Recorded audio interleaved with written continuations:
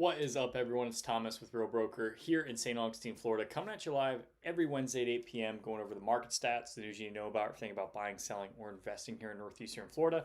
And we're also doing a Q&A. So if you have any questions as you're watching this, leave them in the comments below, and I'll answer them as soon as I can. If you have anything in specific about one of the topics I cover, or maybe a certain neighborhood that you're interested in, I'll answer it live here as long as you're here in the live stream. And if you're commenting when you're watching the replay, I'll try and come back and answer it as best I can without any audio or video. But pretty interesting week, not for the news, but I would say more or less for the market here in Florida. It does seem like things have picked up a little bit more for the summer than it has been. So it seemed like May, June, kind of about the same, maybe if not slower than normal. And then it seems like the past couple weeks here, it really, has picked up. It's end of June, beginning of July, has started to pick up more interest. I've had a lot more reach outs from people asking about moving to this area. And part of that, I think, is also, I'm sure you guys saw and I have a video coming out this Friday about it, the Democratic primary in New York City. Zohran Mamdani, I believe it is, won the Democratic primary. So he's next up to be in charge in New York City, and he's kind of running on a platform that scares a lot of the wealthy, right? And that's kind of thinking that this now another exodus is going to happen from the New York area and come down to Florida, right? So Ryan Serhant came out and said it and was like, my number one job at this point is going to be moving people from New York to Florida again. So we'll see if that keeps up. I haven't had any calls from any New Yorkers recently, but maybe soon. I'm going to go ahead and start off with the market stats, and then we'll go into the news stories. So any questions, let me know. Leave them in the comments below. Let me share my screen here. So this is just going over all of May closed sales. And I think it's going to give you a good idea of what happened, these past couple months. But this is pretty much the norm of what we've seen. 63% of sales between 200 and 500,000. 23% were cash sales. Sold to original list, 94%. So if a home went on for $100,000 and then it's been on the market and had several price reductions, you're getting 6% off that original price, right when it was initially listed. 44% of properties had concessions noted. Average noted seller concession was $12,000. New construction was $17,000, and existing home was $10,000. New construction being 26% of sales. Now this is talking about like the northeastern Florida. It's probably, I think, 5 or 6 counties are involved in this. That's going to make up this number. St. Johns County, Duval being the majority of these numbers. In St. Johns County alone, the new construction sales is probably 35% at least, so it's a good bit more. Overall, seems that our market has picked up a little bit. This also goes to show, this is condos, but recent showings on all properties. Now, this is for May, right? And everyone's like, oh, it's slower than last year, it's slower than last year. It's color-coded to where it's gone down and where it's gone up. So yes, technically it is slower, but not really that much different, So instead of 4.7 or 3.7 showing. So I mean, I guess that almost is a 25% decrease. But once again, not anything too crazy. But then you see over here in the 2 million plus range, that's starting to go bananas. Almost 3 times the amount of showings that we saw in 2024. So overall, it seems that our market is extremely healthy. Balanced market. We still have about 4.5 months of supply. Days on market for closed homes is around 40 days. I think it's like 49 days now. So things are still moving, but we're going to go into this next news story, and this is going to be interesting because one of the biggest things that people have wondered about and asked me about is like, hey, what's going on with the inventory? What's going on with your market there? And I think we're going to start seeing this nationally. So listings have been going up across the country, which is a good thing compared to where we were just a couple years ago. Overall positive thing. Now, we don't want listings to get too crazy because then prices start to go down drastically. That's when you have too much of a supply and demand imbalance, right? So you have too much supply for not enough demand. And you could say that we're starting to feel that as the teeter-totter here bounces more back to the buyer side. So buyers have more leverage, just as we saw there with the concessions that sellers are giving. pretty much all of them, roughly half of the sellers on the market are giving some sort of concession, on average around $10,000, for new construction around $17,000, $18,000. So we are seeing some concessions, but in reality, this is a good thing if you're looking to buy a home. And also, in reality, like when we were in that severe seller's market before, it was not fun. It was only fun for the seller that had to sell, but they were going and then buying in a buyer's market. So this is definitely more of an easygoing market. If you need to sell a house and buy, you can do it. If you're FHA, VA buyer, you can actually get a home. A couple of years ago, that wasn't the case, right? It was pretty much like those guys were, and I worked with several of them. It was very tough for them to get under contract because when everyone's out buying houses, you have all these buyers that are cash, you have all these buyers that are, you see here, 25% of our transactions are cash. And then you have the other buyers that are conventional, and then you have, so this conventional buyer is putting, 50% of their loan payment down. So it's like you compare that conventional buyer to another conventional buyer putting 20%, another conventional buyer putting 10%, and then you got FHA, VA is most of the time putting nothing down, and then FHA putting 3.5% down. They're just, when the seller's evaluating it, it's just like, okay, well, I'm going to go with the guy putting 50% down or the cash buyer. So now those people can get back in the market. If you have a home to sell, once again, this is a market where you can do that, whereas 2 years ago, that wasn't a thing. You weren't able to do that.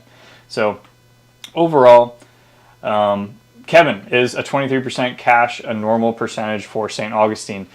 I'd have to look at the historical average, but I would say that's probably low for St. Johns County. Let me see. Let me just pull it up now, just so I'm not speaking out of my ass here, Kevin. But let me just pull it up here. Give me 1 second. So I want to say typically in St. Johns County, we're seeing around 30%. And I don't exactly know why that is, but pull it up here for you so we can just bring it up. And guys, if you have any other questions like Kevin does, like I'm just showing you the data, right? Like that's all I try to do. So let me go ahead and share my screen here, Kevin. Switch out the filters here. Go to St. John's. Percent of cash sales. So we're at 26.3%. The standard looks like it's around, let's see, it's around 25%. But you could see, back in 2023, we're at 35% of our closings were cash closings, that's crazy to think about. Like one out of every 3 houses was sold to cash. And that's also something that's a way different than what it was prior, right? So this is before the pandemic here. You can see that cash sales were lower, 21%, 23%, 22%. And since the pandemic, it seems that it's been pretty much north of 25% for most of the time, which is really interesting because that means that a quarter of our homes are still bought with cash in our area. And that actually is going to go into our next news story here, to leave the stats behind. But the next news story is going to be, let's see, I got it. Delistings, right? So we hear about all these active homes coming on the market, new listings. Delistings surged nearly 50% as sellers who can't get their price quit the market in frustration. Delistings jumped 47% nationally in May from a year earlier, in a sign that sellers would increasingly rather wait than negotiate. Year to date, delistings are up 35% from the same period in 2024. So, that's something that's really interesting, right? Like, there's, most people are like, okay, hey, if you're selling your house, you're either going to sell your house for the market value or you're not going to sell, right?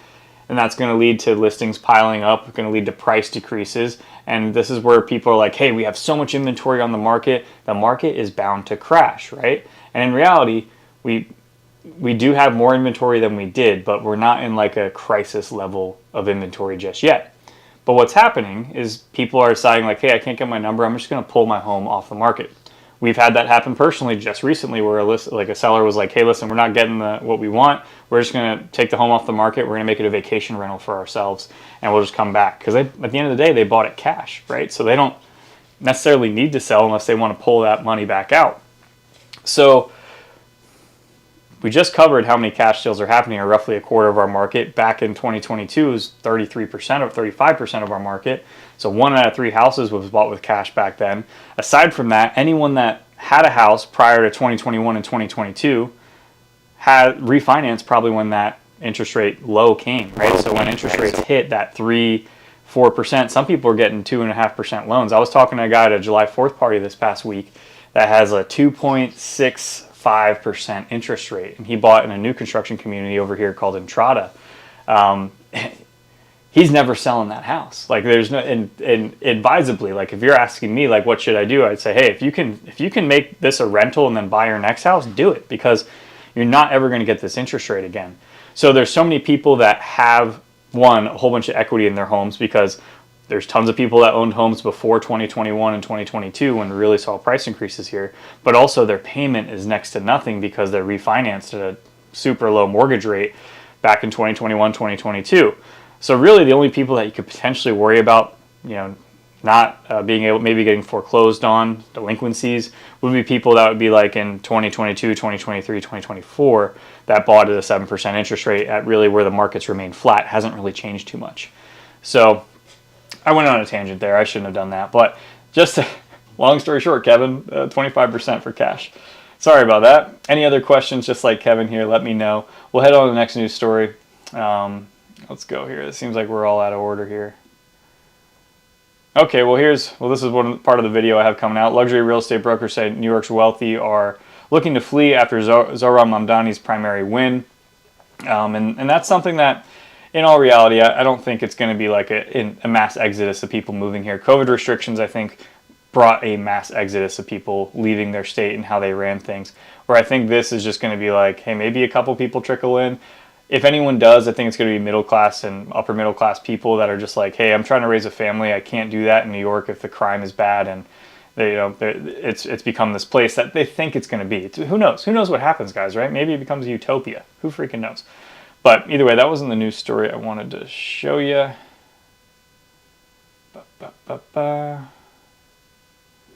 Here we go. All right. Looking for a castle near the beach. St. Augustine Historic Pillars Castle is up for sale, and this place is pretty cool. I mean, I'm kind of over the cookie cutter new construction. It's beautiful. Don't get me wrong, but I'm really liking the style and the layouts of older homes recently. Just a lot more character. Obviously, this home is exceptional when it comes down to character. You really have to like it, which, I mean, I kind of like the fort look. Especially in St. Augustine, I feel like it works really, really well. But obviously a very cool home. $1.67 million. I mean, that's a lot of money. But you get a castle, a 695, my mistake. You get a whole castle in St. Augustine where there's castles. So you don't see a lot of this anymore. Very cool property. Just wanted to show this here. And that's one thing I will say is the unique property. So days on, right, we're talking about inventory climbing, right? I think it's 49% of our inventory that goes under contract. 49% of our closings are on homes that have been on the market less than 2 months, right? So that means the new listings are getting more traction, and the new listings that are move-in ready and priced correctly are selling quickly, right? And that's the really interesting thing is most people are on the market, and I just looked at a whole bunch of houses this past week, and people are trying to sell their house and not do a thing. We're not in that market at all, and buyers see that, and they go into a house, and if it smells like dog, they're going to leave. And just be like, and that sounds silly, right? You can fix that very easily, but they have options between all these other houses that don't smell like dog and are completely, all the touch-up paint is done. It's move-in ready as move-in ready comes. So you're really, if you're selling in this market, you really need to compete on that as well. Price is extremely important, but also the condition of your home. No one wants to buy a home with a 7% interest rate that they need to then put more money into the pocket to make out of their pocket to make it livable for themselves. And we're seeing that. The most unique homes, the cleanest homes, the updated homes are the ones that are selling the fastest in this market. And that's 100% key. You're not going to sell a pig with lipstick on it. Like, that's unless you're pricing it aggressively. So keep that in mind here, guys. We'll go ahead on to the next news story.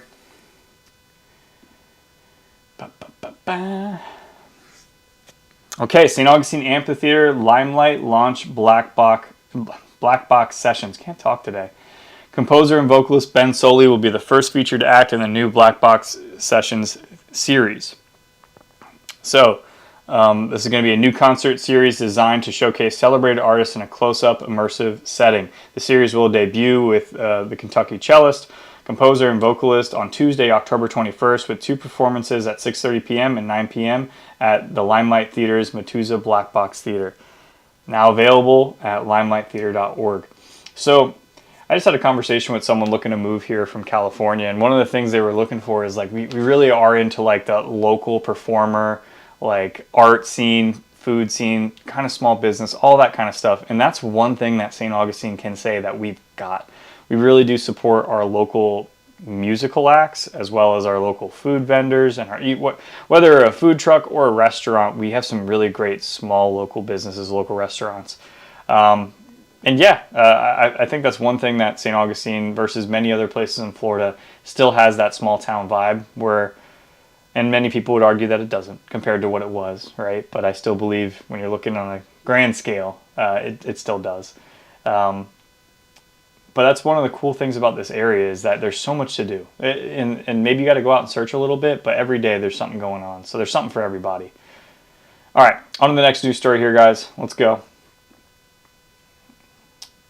Dodging and defiant after losing lawsuit, Palm Coast Mayor Norris says he doesn't care if he costs the city $1 million. Palm Coast Mayor said he didn't care if he lost the city $1 million. He was not repaying a dime of the $30,000 lawsuit he just cost taxpayers. He gave no indication that he accepted the court's ruling. He blamed his colleagues for not taking his advice in December to protect the city against the lawsuit he ended up filing. He warned his colleagues on the Palm Coast City Council that he would be seeking reimbursement of his legal fees over the pending ethics complaint they filed against him and renewed conspiratorial claims about the city staff and what's going on in this city. So, in May, Norris filed suit against Gambaro and the city, charging the council's appointment of Gambaro past last November 5th election day was illegal. Gambaro called the suit frivolous. Circuit Judge Chris France last week ruled unambiguously that Norris had no standing to sue, and even on the merits, the city acted within the charter. So he lost the suit. He had to pay for it. Now he's suing for the money. But he doesn't care if it costs the city $1 million. I don't know. I don't know enough about it. Palm Coast Indians, chime in here. Let me know what you think about this guy saying, hey, you know what? It costs taxpayers 30 grand or $1 million. I don't care. You know, that's the guy you want running things. Maybe he was just in the heat of the moment. I'm not sure, but doesn't sound too great. We got 2 Kevins here. We got Kevin R. and we got Kevin Hawthorne. How we doing, Kevin from Lakeland? Hope you're doing well. Appreciate you being here on the live. All right, I think 2 more news stories here, guys. So any questions, throw them in the comments below. 12 nicest small towns in Florida. Now, I just said I think it's a great small town. Other people do too. So we got Tarpon Springs, we got Key West, we got Ponce Inlet, Crystal River, Silver Springs, Mountain Dora. Mountain Dora is super cute. Winter Park, Niceville. I've never even heard of Niceville. Cedar Key, and then of course St. Augustine, which it's the crown jewel of small towns in my opinion. Navarre. And Stuart, Florida. I think St. Augustine reigns supreme all over. I like history though, so maybe that's why. I don't know. I think the history factor of it is probably the more attractive thing to me. But also I like old architecture as well, which we have plenty of that. So one more news story here, guys, and that's it. We're going to round it out for the night.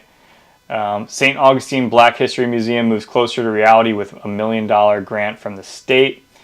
So this is going to be the Florida Black History Museum. It chose its home location to be St. Augustine, where there has been, in terms of Black history, African Americans in certain parts of St. Augustine were first allowed to settle here and buy homes. Aside from that, St. Augustine it played a pivotal role in the civil rights movement. And this is actually going to be built on Florida Memorial College, which I believe was HBCU. So it's going to be built on their land and I guess leased from them. They've relocated since, I think, the early 60s, if I remember correctly. So the state funding will go to the planning and design of the Florida Museum of Black History. A formal grant agreement will be established in the coming months. County and city leaders expect the museum to be an added draw for visitors. And just to throw out where this is going to be, let me just pull this out. Google Maps. Let me just pull this up here. So I'm going to change this real quick to this. All right, so this is downtown St. Augustine right here. You have your historic section all right here, Castillo de San Marcos over here, the distillery right over here, and the main drag is going to be King Street. You have St. George Street right here, but King Street's going to be your main east and west going through downtown.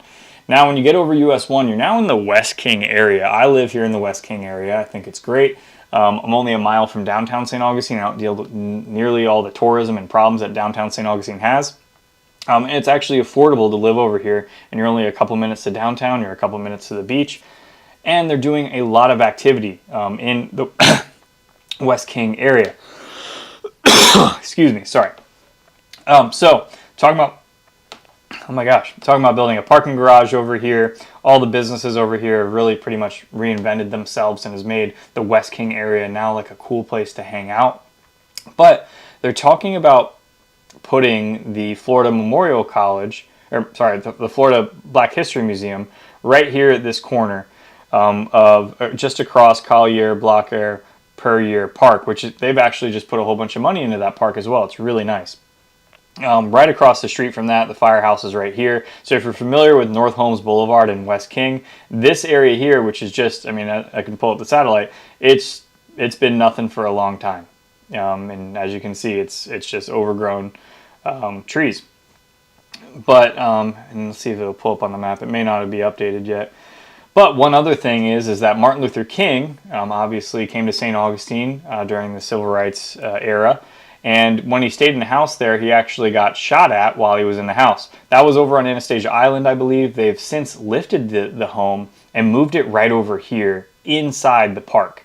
So, my opinion, and they just did that within the past year, maybe year and a half, is because they want that to tie in with the Black History Museum that's going to be right on that corner. So, they're going to be trying to pull tourism down from downtown and across West King, and I think that is going to be like an anchor point, right? Because you're going to pull a different, just in general with it being a Black History Museum, you're going to bring more Black Americans to our area just to go there, right? So you're going to liven up that West King area just by pulling people out of downtown and to go down there. So West King is probably going to thrive just because you're going to have more traffic going back and forth. I think it's a great add to our area. We already have a whole bunch of history surrounding the civil rights movement here, Black history as well, Native American history, and I think that's a good add. I really do. I think that's going to be really cool. Hopefully it goes through, right? It seems that there's always something that comes up. Government just seems to take forever on everything, but hopefully it goes through and they break ground on it. But I think it'll be a huge addition and a welcome addition to the West Augustine neighborhood. Yeah. So, guys, appreciate you. We're here every Wednesday at 8 p.m. going over the market stats, the news you need to know about, everything about buying, selling, or investing here in Northeastern Florida. And we're also doing a Q&A. So I see we got a couple people on here today. If you are looking to schedule an appointment with me, just go to any of my videos. I have a Calendly link on there where you can schedule with me below, or schedule with that link in the details. Aside from that, you can also just reach out to me on every one of these videos. We throw my contact information on, so whether it's my email or it's my phone number, just reach out to me directly. I'd love to be able to help you. Until next Wednesday at 8 p.m., you guys have a good week, have a good weekend, and talk to you soon. Oh, and Kevin's. Thanks for being here. Kevin R. and Kevin Hawthorne, you guys are awesome. Appreciate you commenting and joining in on the festivities today. So we'll catch you next week, guys. Have a good one.